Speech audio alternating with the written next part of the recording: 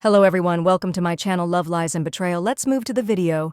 My life in the suburbs was picture perfect to anyone looking in a big house with a sprawling backyard, a pristine pool that sparkled under the sun, a hard-working husband, and a 20-year-old son about to graduate college. But behind those closed doors, things weren't as perfect as they seemed. My husband Mike spent most of his time at work, and when he was home, he was glued to his phone or TV.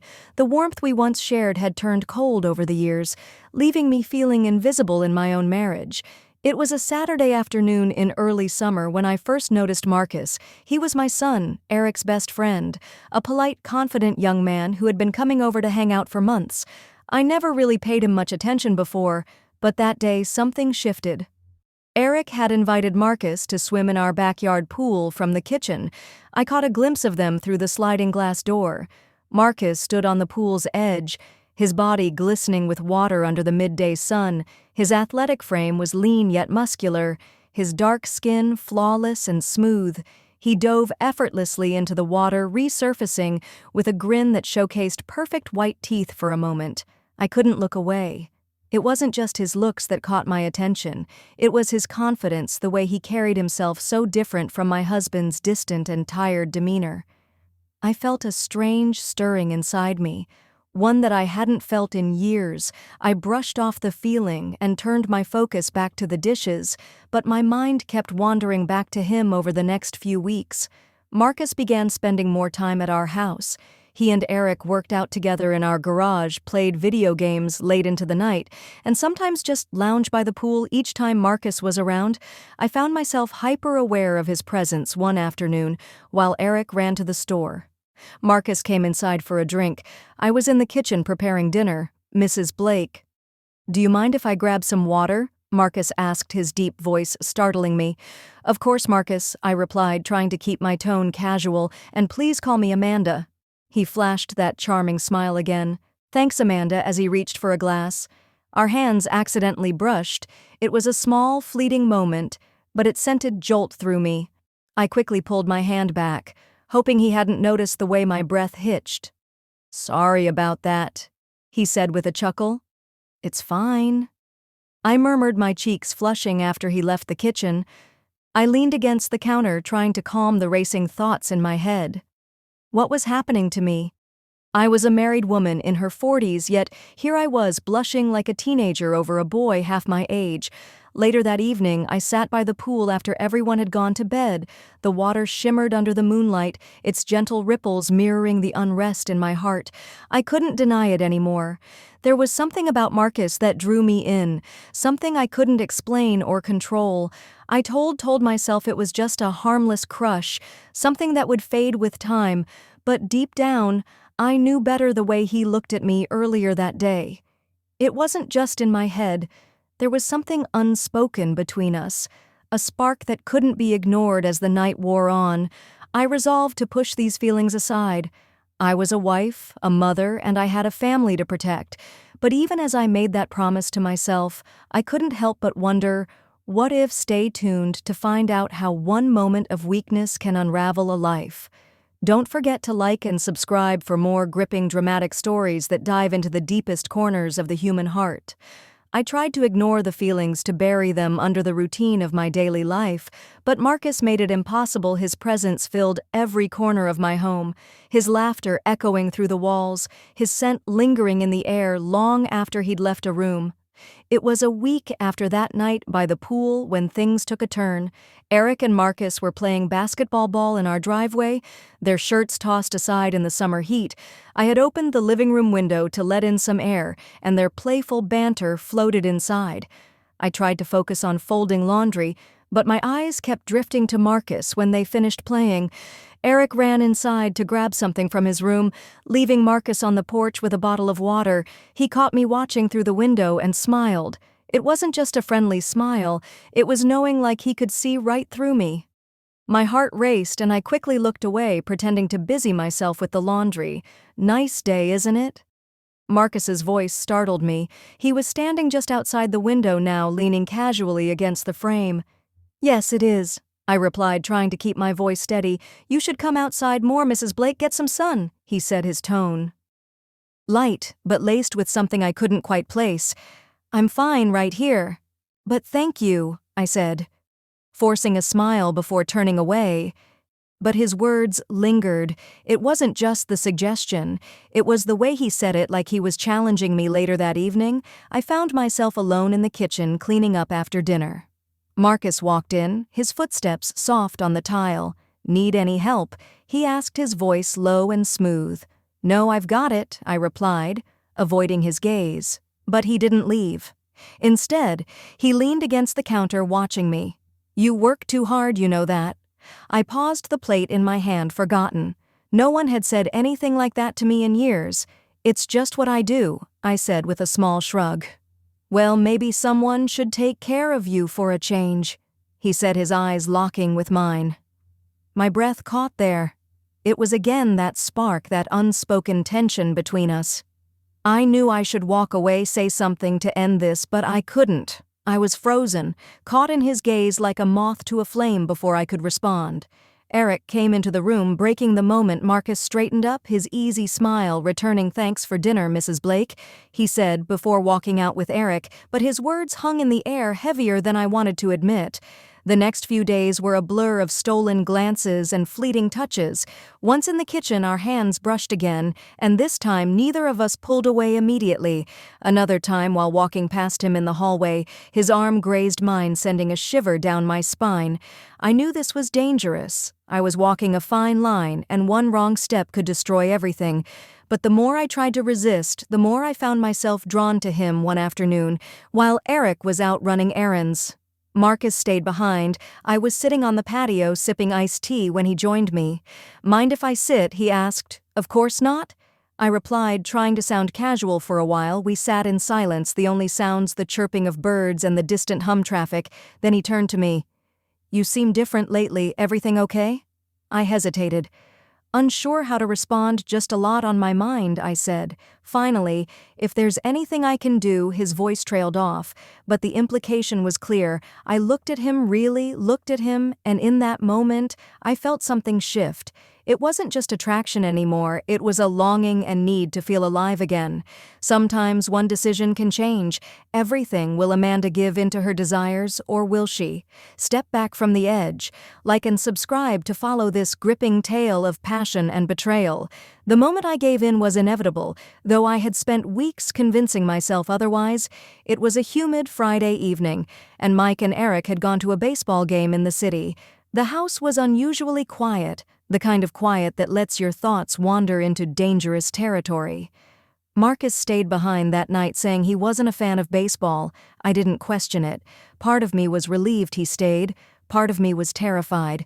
I was sitting on the couch with a book, though I couldn't focus on a single page. Marcus appeared in the doorway, his tall frame silhouetted against the dim hallway light. "Mind if I join you?" he asked, holding up a glass of water. "Of course," I said, my voice barely above a whisper. He sat beside me, closer than he ever had before. The air between us felt electric, charged with the tension we had been d-ing around for weeks. "You seem nervous," he said after a moment, his voice soft. "I'm fine," I lied, though my hands trembled slightly as I turned the page of my book. He reached out and gently took the book from my hands, placing it on the coffee table. "Amanda, you don't have to pretend with me." Hearing him say my name like that, without the formalities, without the pretense, sent a shiver through me. I turned to face him, my resolve crumbling under the weight of his gaze. "I can't," I started, but the words caught in my throat. "You can," he said, his voice steady and sure.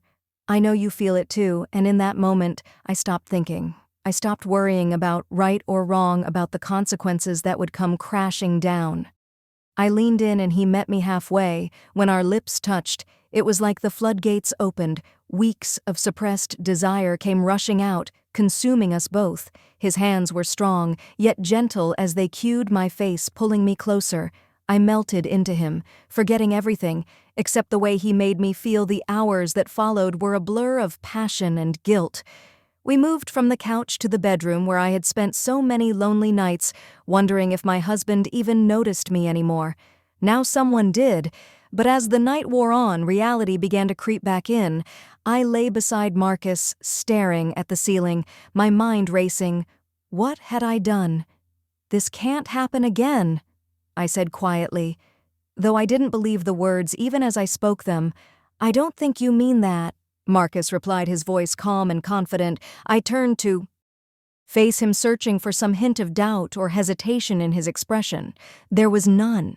He reached out, brushing a strand of hair from my face. "You deserve to feel this way. Amanda, don't let anyone tell you otherwise." His words were a balm to my wounded heart, but they couldn't erase the guilt that had already taken root. Over the next few weeks, our secret affair continued. We stole moments whenever we could, when Eric was out, when Mike was working late. The thrill of sneaking around only heightened the intensity, but it also made me paranoid. One afternoon, as we sat together on the patio, Marcus reached for my hand. I pulled away quickly, glancing nervously toward the house. "Relax," he said with a smirk. "No one's home. That's not the point." I whispered, my eyes darting to the windows, but it wasn't just the fear of being caught that gnawed at me every time we were together. I felt myself slipping further away from the person I used to be. The first crack in our secret came one evening when Mike found Marcus's hoodie draped over the back of a dining chair. "Did Marcus leave us here?" he asked casually. "Yes," I said quickly, my heart pounding. He must have forgotten it after dinner. Mike raised an eyebrow but didn't press further. Still, the encounter left me shaken. How long before he started asking more questions? The answer came sooner than I expected. It was a warm Sunday afternoon, and the house was full of the usual noise: Eric and Marcus laughing in the backyard, Mike flipping channels in the living room, and me pretending everything was fine as I set the table for dinner. But everything wasn't fine. I had crossed a line that couldn't be uncrossed, and the weight of my secret was beginning to crush me. Every time I looked at Mike, guilt twisted in my stomach like a knife. Every time I saw Eric, I felt like the worst mother in the world. Marcus caught my eye through the kitchen window, giving me a small, knowing smile. My heart skipped a beat, and I quickly looked away. I had to end this. I had to stop before it all came crashing down. But fate had other plans. It happened that evening. Mike had stepped outside to take a phone call, and Eric was upstairs showering after their swim. Maris and I were alone in the kitchen, the tension between us thick enough to cut with a knife. "I can't do this anymore," I whispered, my voice trembling. He stepped closer, his hand brushing against mine. "You don't mean that." "I do." I insisted, though. My resolve wavered as he looked at me. "This is wrong, Marcus. It has to stop." Before he could respond, the back door opened and Mike walked in. For a moment, I thought we'd managed to compose ourselves, but then his eyes narrowed, flicking between Marcus and me. "What's going on here?" he asked, his tone sharp. "Nothing," I said quickly, my voice too high-pitched to be convincing. Mike's gaze lingered on me, then shifted to Marcus, Eric's friend. "Or not. You better explain yourself, kid." Marcus hesitated, but before he could speak, Eric appeared in the doorway, his hair still damp from the shower. "What's going on?" he asked, looking between us. The silence stretched heavy and oppressive. Then, to my horror, Mike turned to Eric. "How well do you really know your friend's son, Dad?" "What are you talking about?" Eric asked, frowning. Mike didn't answer. Instead, he looked at me. His eyes filled with a mix of suspicion and betrayal. "Amanda, is there something you want to tell me?" I opened my mouth, but no words came out. The truth was clawing its way to the surface, but I couldn't bring myself to say it. It was Marcus who finally broke the silence. "Mr. Blake, I think there's been a misunderstanding. Don't lie to me," Mike roared, slamming his hand down on the counter. The room erupted into chaos. Eric demanded answers, Marcus tried to explain, and Mike turned his fury on me. By the time the dust settled, the truth was out. Eric stormed out of the house, his face a mask of disbelief and anger. Marcus left shortly after, his usual confidence replaced by a look of shame. Mike and I were left alone in the kitchen. The silence between us deafening. "How long?" he asked, finally his voice hollow. "I couldn't meet his eyes a few weeks," I admitted, my voice barely above a whisper. He laughed bitterly, running a hand through his hair. "A few weeks with our son's best friend, God, Amanda. What were you thinking?" "I wasn't," I said, tears streaming down my face. I was lonely. Mike, you've been so distant, and I don't you dare blame this on me, he snapped. You made this choice, not me. He stormed out, leaving me alone with my guilt and regret. The aftermath was a nightmare. Eric refused to speak to me, and Mike moved into the guest room. The house felt like a war zone, every interaction charged with anger and hurt. Maris stopped coming around, and I couldn't blame him. His friendship with Eric was over, and any chance of repairing my family seemed impossible. I spent my days trying to piece my life back together.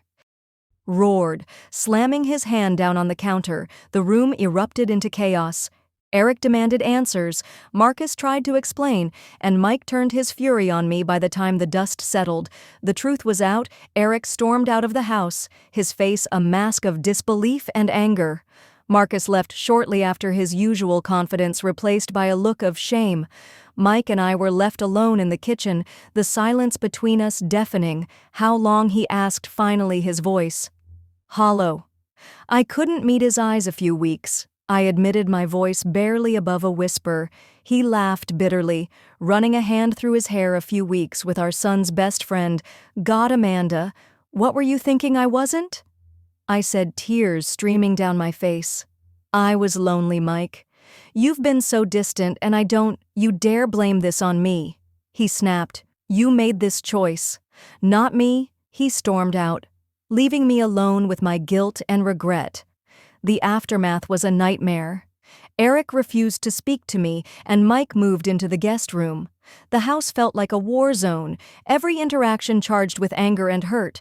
Maris stopped coming around, and I couldn't blame him. His friendship with Eric was over, and any chance of repairing my family seemed impossible. I spent my days trying to piece my life back together, but the damage was done. Trust once broken is nearly impossible to rebuild. Months later, I'm still living with the consequences of my actions. Mike and I are in therapy, though it's unclear if our marriage will survive. Eric has started to forgive me, but our relationship will never be the same. As for Marcus, he's moved on. I saw him once at a coffee shop, and we exchanged a brief awkward glance before he turned and walked away. I've learned a hard lesson. A moment of weakness can destroy a lifetime of trust. Life is full of choices, and some can change everything in an instant. If you want more gripping emotional stories. Thanks for watching. If you enjoyed this video, please like, share, and subscribe for more. Don't forget to click the notification bell icon to stay notified.